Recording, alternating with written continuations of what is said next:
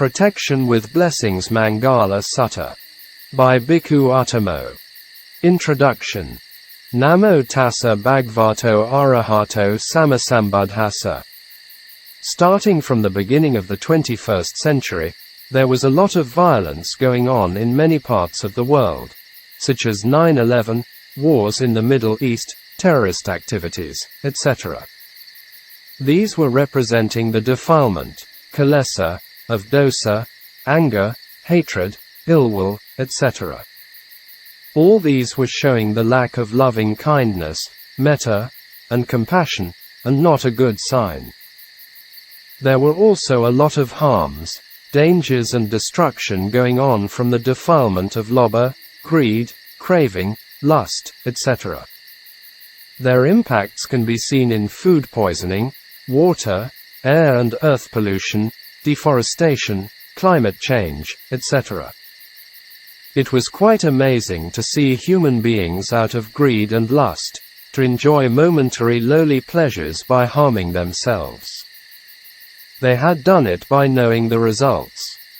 For examples, cigarettes and alcohols are harmful to people themselves and others, but still many using and selling it. Another is the lucrative business of alms.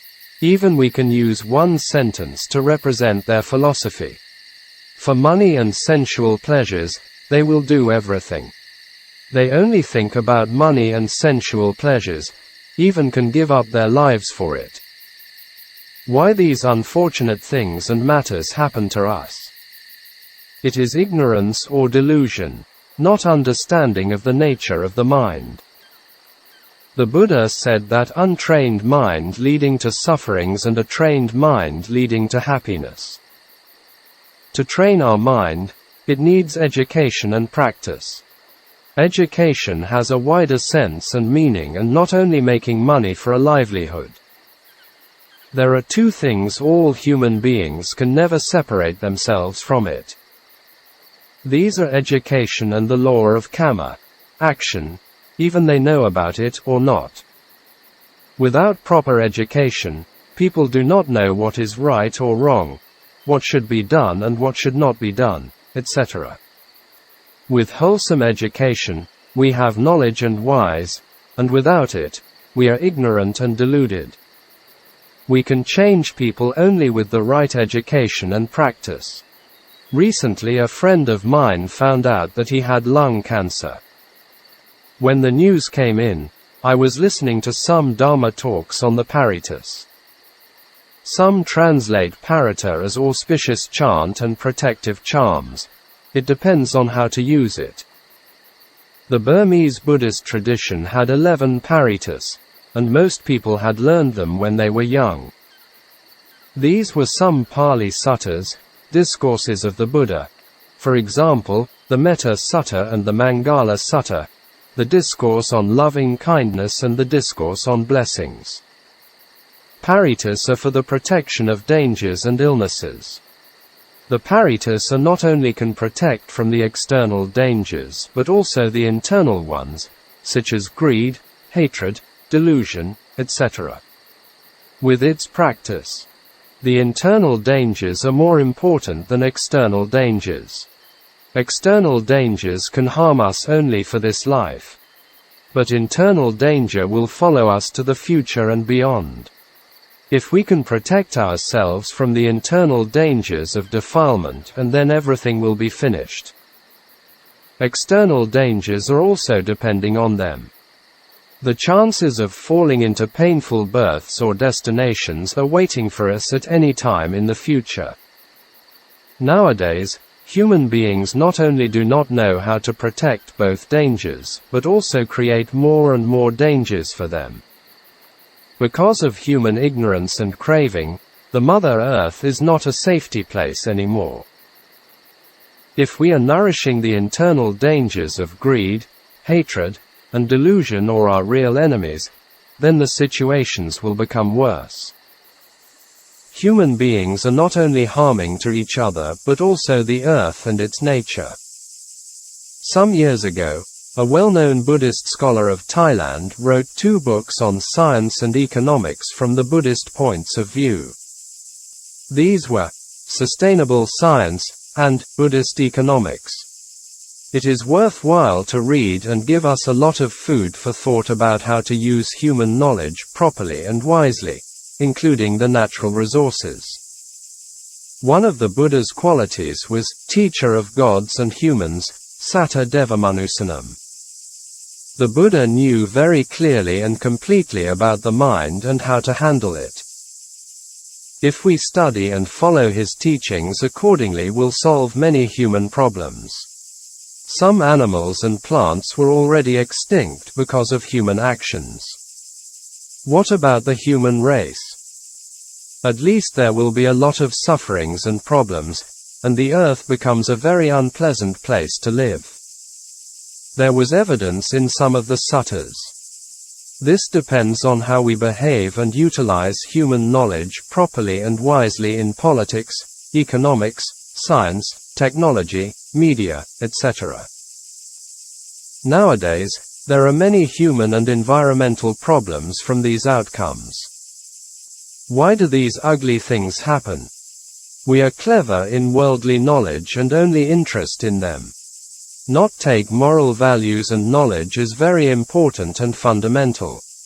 Nowadays, human beings urgently need moral education. It is quite fundamental for us. It teaches us how to become a true human being. Without it, and however in material progress we are making can lead to destruction. Moral education is likened to the root of a tree, and other knowledge is the trunk, branches, leaves, flowers, and fruits. Morality and virtues are very important in societies. It brings happiness and peace among people. It is also the foundation for a higher mind or spiritual development.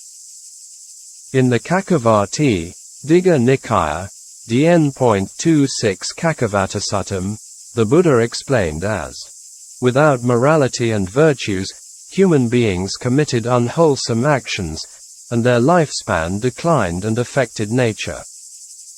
All the Buddha's teachings can be combined into threefold training: sila, samadhi, and panna, morality, concentration and wisdom. In Thai and Burmese, the words for education are sueksa, Thai Pali for sikha, and payan nya, Burmese Pali for panna. Here sikha is training and panna is wisdom. Buddhism is closer to education than a religion. The Buddha taught human beings about the mind and how to train it. Untrained mind brings sufferings and disturbances, and a trained mind brings happiness and peace. Therefore, the Buddha's teachings were the highest education which man never encountered before. It can protect the human race from all dangers and disasters. It is universal, practical, and workable in our daily life. Our destinations and directions are in our mind. Which way do we want to go?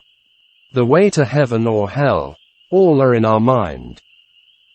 There was an interesting discourse by the Buddha, Siddhaka Sutta in Samyutta Nikaya, SN.47.19 Siddhakasuttam. It was about protection. Once in the past, an acrobat set up his bamboo pole and addressed his apprentice to climb the bamboo pole and stood on his shoulder.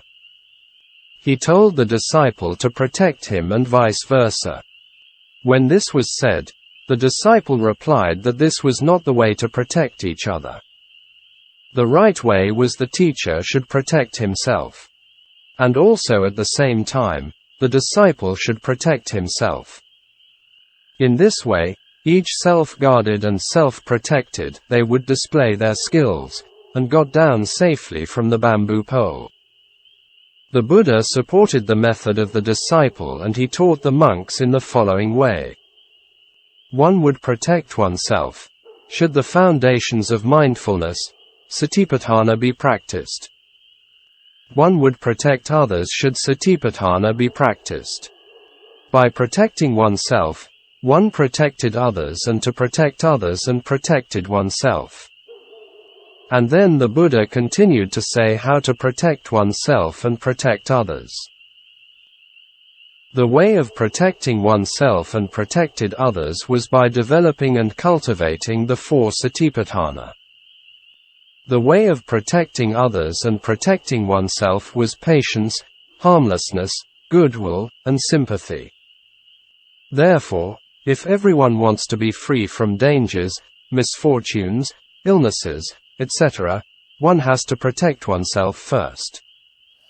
If each person protects for oneself and protecting others are already finished. For the 45 years of his teaching, the Buddha taught a lot for the welfare of human beings in many different ways on mundane and supramundane levels. With the knowledge of the Buddha's teachings, we know how to think, speak, and act accordingly to protect oneself and protecting others and nature. We will have detrimental consequences to ourselves, societies, nature, and environments if we behave wrongly, improperly and foolishly. Now some of these things are already happening around the world. Nowadays, the world urgently needs right and wise educations, instead of wrong and unwise educations. Do human beings need survival or indulgence? Everyone must think seriously about this most important question. Even as a billionaire, all the wealth becomes useless when he dies early with illness, because he cannot enjoy it and yet take a penny with him after death. This can happen to anyone due to much pollution and global warming today. In Theravada Buddhist countries, Burma, Thailand, etc., lay people invite the monks for parata chantings and at the same time making parata water, also translated as holy water. Some monks with the chanting made the water in cups and pots to rise up with the bubbles, even overflowed. These kinds of monks were very rare indeed, and not many of them. Recently one of them in Burma was Sayadaw U Uttamasara, 1909. He was well known for his love and compassion. Even he may be one of the first or few Buddhist monks spreading the teachings of the Buddha to hill tribe people. In his talk on the power of paritas, he mentioned that to become effective, it must be the paritas of the Buddha. This kind of parata water has protective and healing power. Some asked Sayadaw was why the paritas had this power.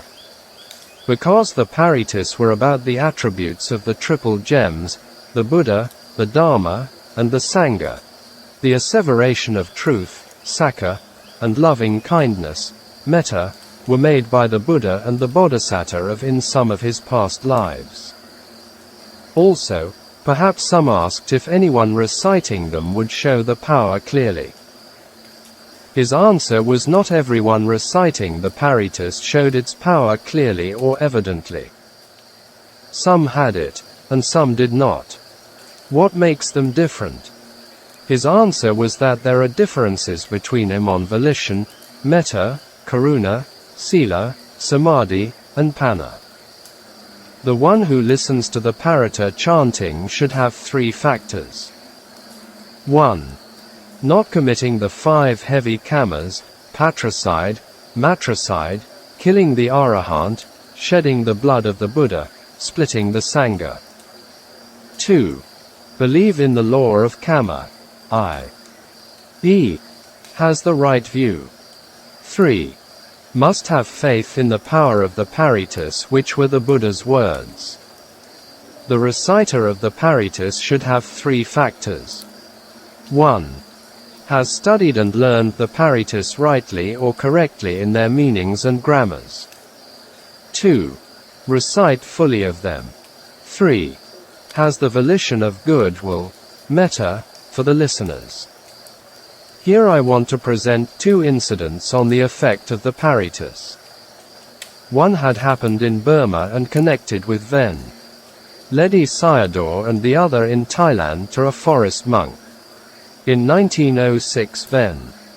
Ledi Sayadaw spent his 40th Vassa, rain retreat, in the vicinity of Prome city. The same year in August during the raining season, Henzada area was without rain and had a drought. This was a delta area in Lower Burma and usually had a lot of rain. Therefore, the farmers in that area had difficulties. Then they sent application letters to the government offices for not be able to give the taxes. At that time the High Commissioner of Irrawaddian Division, Mr. Maxwell, was inspecting this area and coming to Henzada city. He had been seeing the situations there. Therefore, he summoned all the government officers and respected people of that area, and then ordered him to invite Ven. Ledi Sayadaw for a Dharma ceremony to solve the problem. Some did not believe that Ven Sayadaw could solve this problem. Anyhow, to follow the order, some officers and a few respectable men went to Prome for the invitation. People in Henzada grandly prepared for the Dharma ceremony. After arriving there, they invited Sayadaw. It was the rain retreat period for the monks. Therefore, he told them that it was better for him after the rain retreat. The Buddhist monks' rain retreats are usually between July and October. But they explained to him the importance of rain because many plants would damage, and also many fishes, shrimps and other animals had already died. Then they will encounter with famine if the fields did not get water for another week. Therefore, Sayadaw accepted their invitation immediately. They arranged the Irrawaddy postal steamship for the next day journey. And then Sayadaw told his disciple U Pandita as follow: "Now I have the chance to show the Henzada people about the power of water duties which I had done for over 20 years before." It included offering water to the Shui Zi Gon Seti and the monks for drinking, washing, and bathing. The result of water dana offering is at the time of water shortage or no water, and will get it with the wishes for water. Shui Zi Gon Pagoda is a well-known seti in Monwa, Upper Burma. Sayadaw not only did the water duties every day to the seti and his monastery, but also to the other monasteries near the vicinity. Starting from that night, Sayadaw remembered and contemplated his water duties, using the rosary beads to count the parata chant of the Bodhisattva king fish or rain parata. Not mentioned how many times he was reciting with the help of rosary beads counting. It must be many times. Sayadaw was well known for his great energy, and he spread special metta to the rain god and sky god. When the steamship came near to the Henzada city port and the whole sky suddenly changed and covered in rain cloud and rained heavily with thunders. It rained heavily for 2 hours that the steamship could not enter the port and had to anchor in the middle of the river. The High Commissioner Mr. Maxwell and other people were waiting for Sayadaw on the bank. Some years ago a forest monk stayed in the retreating forest near the Thai-Burmese border in Kanchanaburi, west of Bangkok. This forest is called Di To Dun, Black Tortoise. One day he came back from Bangkok after a medical check and on the way staying a night at a branch monastery. This was a very wide area and known to some monks as a haunted place. The north of the area had an old sala, an open wooden building for meals and practice, and a few old kutis, monks' dwelling place or hut, closed to the mountain range. Between the north and the south area also had a newly built concrete sala, some new kutis and including an open wooden sala for guest monks. This guest sala had a small room at the northern side, except that the whole building was opened. The monk settled into the small room. At round about 8 to 9 p.m. he heard a loud sound outside his room.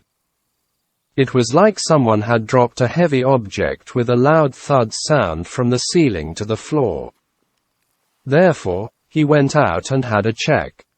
Nothing was there, and he went back to the room. It happened like this for 3 times, and he knew it was the ghost. Therefore, he requested the unseen being not to disturb him, and then chanted the Metta Sutta. He also spread metta, loving kindness, to the ghost. After that, it stopped haunting him and never happening again. This ghost was a violent ghost. Because after sometimes above incident some monks came to Bhikkhu Uttamo for the summer retreat and had to spend the night there. One of the monks was during the sleep haunted by this ghost violently and had an injury on his head. According to the local information, a man had been murdered near this place before. Bhikkhu Uttamo forest is an amazing and interesting place. It is worthy of recording here and connecting with the protection of nature and environments. Most people never think as human beings are part of nature. Therefore, we are exploiting the earth in an extreme and alarming way. The earth, water, air, and heat give us lives. We depend on them for survivals.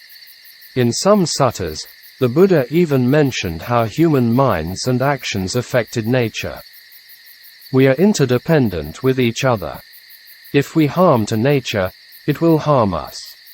It will destroy us if we destroy nature. It was like the Newtonian dynamic law, action to reaction. Negative action has a negative result. Positive action has a positive result. A Japanese scientist had already made many researches on this point of how our mind states affected the water crystals. The Mother Earth is likened to a physical body. If any part of the body is damaged or harmed, it cannot function properly or even dies. We should have gratitude to her because it cares us like a mother. Ingratitude is the sign of an inferior person and has no good future for him. Therefore, to survive and have a future, human beings must take care and look after the earth. Even though Bhikkhu Uttamo is not a virgin forest, a lot of wild animals still living there. The forest monks and some important lay people had tried to protect it from destruction. A businesswoman had a contract and mining of tin tungsten ore in this area already for some years. Later she invited 2 forest monks and established a forest monastery there to protect the forest. It started the project in 1994. 2 kutis, monk dwelling huts, and an open sala were built on the top of the hill. The open sala was on the edge of the hill and overlooked the valley with the green forest. It was used as a meditation and meeting hall. An open eating hall was also built at the base of the hill. Later an inner sala also was built deep into the forest for the monks during the summer retreat. Because northeast Thailand was so hot that unpleasant with the heat there. Therefore, every year a group of monks comes down here for 2 months to stay in the deep forest for practice. Usually, they come here in March and go back to northeast Thailand before the Vesak, Vesaka. Vesak is the full moon day of May and celebrating for the birth, enlightened and passing away of the Buddha.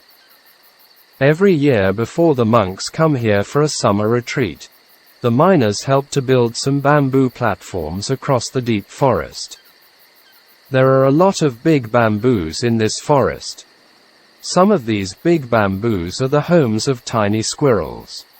These are lovely and cute little creatures, never being seen in daytime for moving around. In the beginning, we do not know that these small rounded holes are their homes. At night when I looked into it with torchlight and found the cute little creature inside curiously looking back at you with the bright eyes. In Rajagaha King Bimbisara offered the Bamboo Grove Forest Monastery to the Buddha and the Sangha and mentioned it as the squirrel's sanctuary. Did it have any connection with these cute little creatures? From the eating hall to the mine area had to walk a few hours along the rugged stony stream road, and only 4 wheels drive car could be used. In 1994 and 1995, there were heavy raining that even could not go in and out with cars. The mainstream was roaring down by carrying rocks and tree trunks along the way. Most bamboo bridges were carrying away by water, and 2 monks stayed there could not go down for the meal. They ate 1 meal a day at 8 a.m. Therefore, some miners had to carry some foods for them. The mine owner could not go out for buying foods and rice for the monks. To solve this problem, an army helicopter brought some rice bags for the monks and the miners. So the forest monks had to eat only forest vegetables for some times.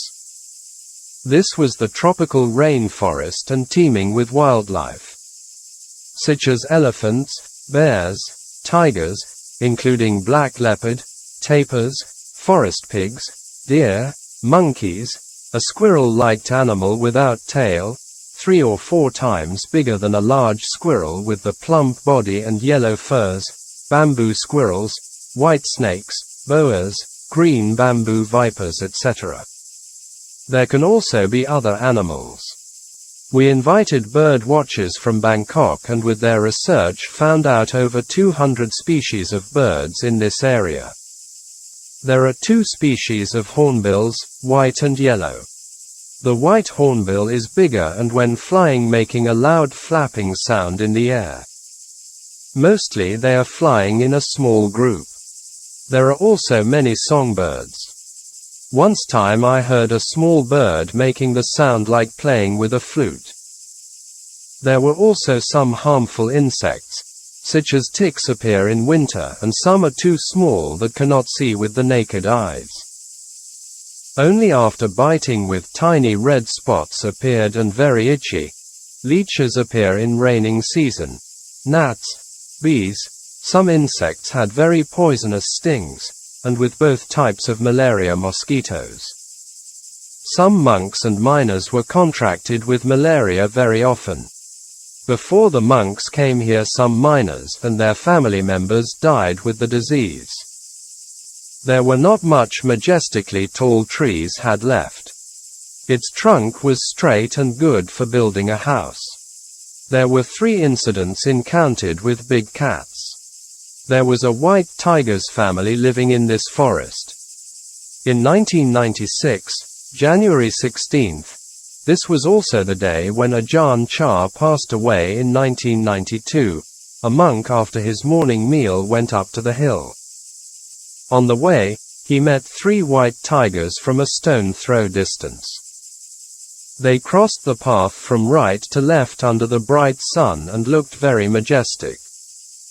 There was forest fire during the summertime with very hot temperature. One time at the base of the hill, some miners caught a white tiger cub. At that time, there was a forest fire burning. Therefore, the miners tried to extinguish it. Then they saw the white mother tiger, and 2 cubs tried to escape the fire. The 3rd time was during the 2-month summer retreated period. One night a Western novice went back to the deep forest from the outer sala holding a candle lamp. Unexpectedly he met a big black cat watching at him quietly near his path. He was so frightened that he did not know what to do. You cannot run at night with a dim light candle lamp. With his whole body was shaking, he had to move on. He had escaped the danger but became sick. Most humans fear wild beasts. Man is more dangerous than beasts. Man is not only dangerous for animals, even to one's fellow human beings and nature. There is a lot of contemplation on this point in modern-day situations. Man can create heavens and hells on this planet and even can transcend them. It depends on the types of education we follow. There was a major stream coming down from the inside deep forest, which other side was the Thai-Burmese border. This stream was coming down towards the mining area. On halfway of the hill, The stream passed through a high cliff and created a big waterfall. Its sound could be heard very clearly during the night because the whole area was very quiet. The stream water was cool and clear like a crystal. Staying in this forest after a few years, and it became an unforgettable place for a forest monk. Sometimes I went to the city of Bangkok, could feel the great differences between the natural life in the forest and artificial life in the big city. The life with nature was peaceful and calm, with joy and happiness which any material progress, science, and technology could never bring about to man. It even can increase greed, hatred, and delusion, which create a lot of sufferings if we cannot use them wisely or properly. This point everyone knows, and no one can deny about it. Earth, air, water pollution, climate changes, more natural disasters, chemicals in the food chain, weapons of mass destruction, 21st century terrorism, and polluted media, etc. There is no end to mention about them. These facts are the outcomes of the human mind. Without our polluted minds, these things cannot arise. Living in nature sometimes only can be realized that man is part of nature. If nature survives, then man can survive. If nature is destroyed, then we are in destruction. We are in interdependence and mutually coexisting. Therefore, protecting oneself and one protects others and nature. There is a question arising in my mind. Why Dito Dum, a small area, is teeming with wildlife? This is my contemplation. Because human beings had destroyed a lot of forests and these animals needed a place for survival. Therefore, they had to be moved into any forest to survive. It was very similar today refugee problems in the Middle East, Africa, parts of Asia, and Latin America. For their survivals, these refugees had to move into Europe and surrounding countries. All these external problems were warning human beings to be careful with our behaviors and actions, from politics, economics, sciences, technologies, media, etc.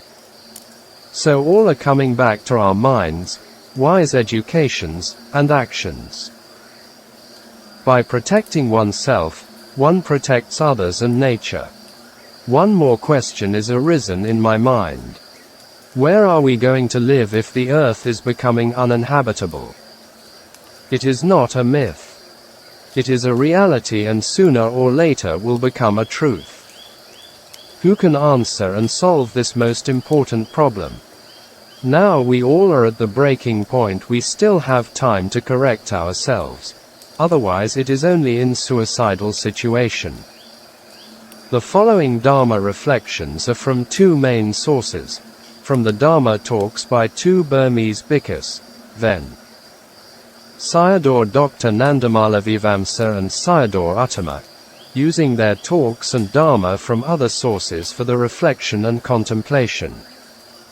If there is something wrong or mistakes, then all of them are mine and nothing to do with others. Contemplation and reflection are very important parts of Buddhist practice. It is very good for dealing with problems in daily life. If it becomes a habit, it will strengthen our wisdom faculties.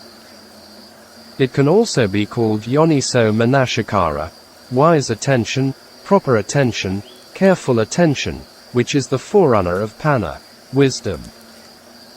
With unwise attention, defilement arise and increasing them if they have already arisen. And wise attention is the opposite. My main attention is on the three paritas or suttas, Maṅgala Sutta, Metta Sutta, and Khandha Sutta.